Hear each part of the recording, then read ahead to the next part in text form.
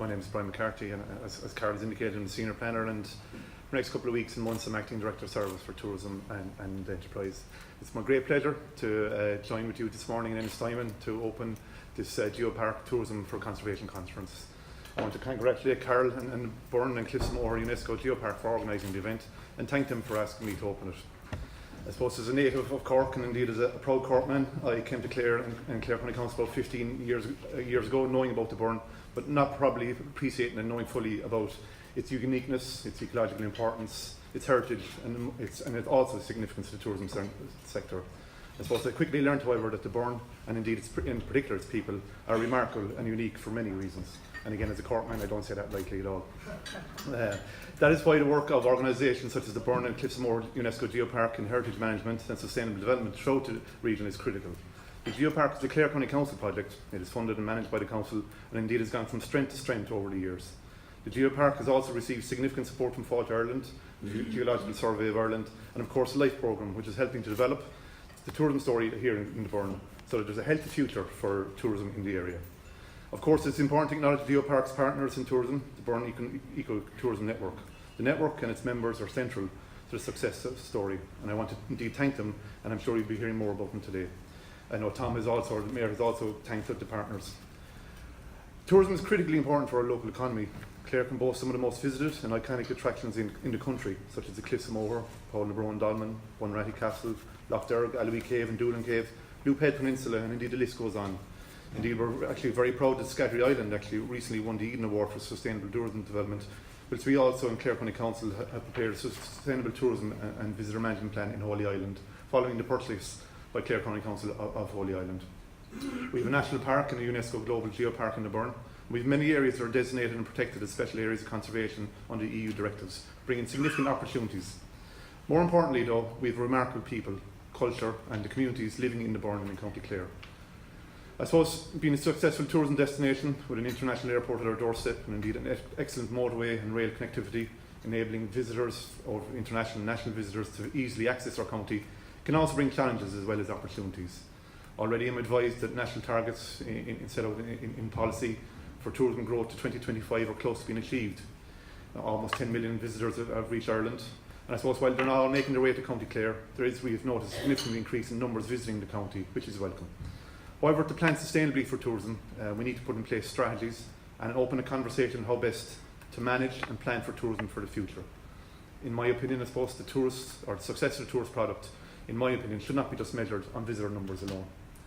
Sustainable tourism, therefore, is a long-term management of our cultural heritage, landscapes and communities for the benefit of future generations of locals and visitors.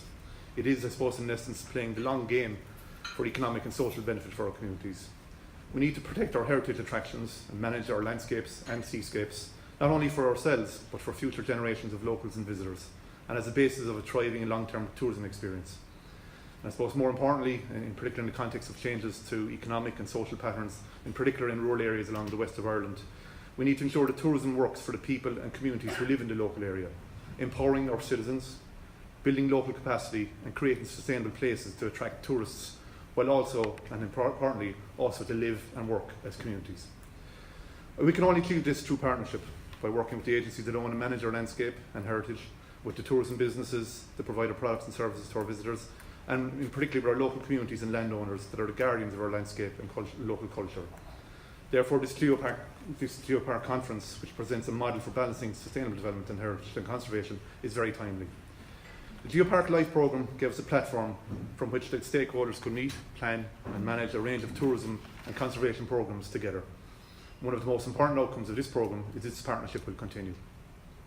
The GeoparkLIFE programme has given us an opportunity to develop a number of innovative tools for working together to balance conservation and tourism. These tools will give us, and indeed you, the research and in particular the hard data we need to make well-informed decisions on how to manage our tourism economy into the future. Indeed, from speaking to Carol over the last couple of weeks and months when we were preparing the Holy Island Visitor Management Plan, we took some of the lessons that were learned from the Geopark programme, and I suppose that, in my opinion, demonstrates the importance of the initiative and indeed of this conference today to share our experiences and transfer the knowledge and learnings. I suppose policies and procedures can often be difficult to navigate from stakeholders and also from the community, And that's even coming from me as a planner, where I head to toe in policies every day of the week. This programme, I suppose, will produce a range of guidelines and templates, however, to make these procedures easier to follow.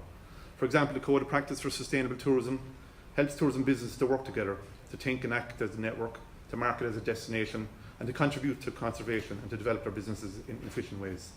The Heritage Map Viewers, which you'll see later on today, will give planners, managers and locals a one-stop shop for a range of information on heritage, on infrastructure and on tourism in the Burren, allowing for better management and planning in terms of long-term integrated management. And I suppose as a planner, that in itself is a tool that I find fascinating and very, very timely.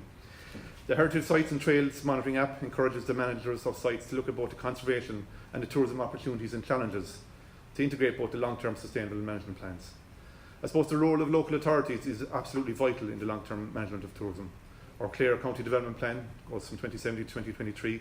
In my opinion, is the best policy framework for a quality tourism development in a destination, which is supported by localised management structures that include public, private and community sectors.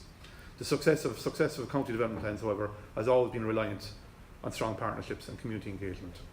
In addition to the county development plan, we are preparing a 5-year strategic management plan for the Geopark, which will be launched early next year, which will consolidate the outcomes of this programme and will continue to work for sustainable tourism in the region.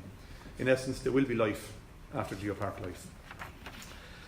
This project gave us a great opportunity to build partnerships and to develop programmes and tools that have helped us in this journey towards genuine sustainability. I'd like also to take this opportunity to pay tribute to Carol and her team for the dedication, enthusiasm, hard work that she's done over a number of years. And I really want to pay tribute and acknowledge that.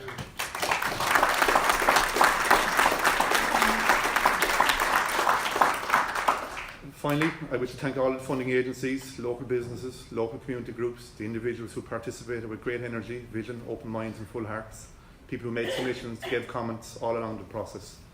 So I look forward to today to listening and indeed learning from you, from the speakers and in particular from you all. I wish you all a pleasant stay in the locality and I hope to see you all back here soon. Thank you.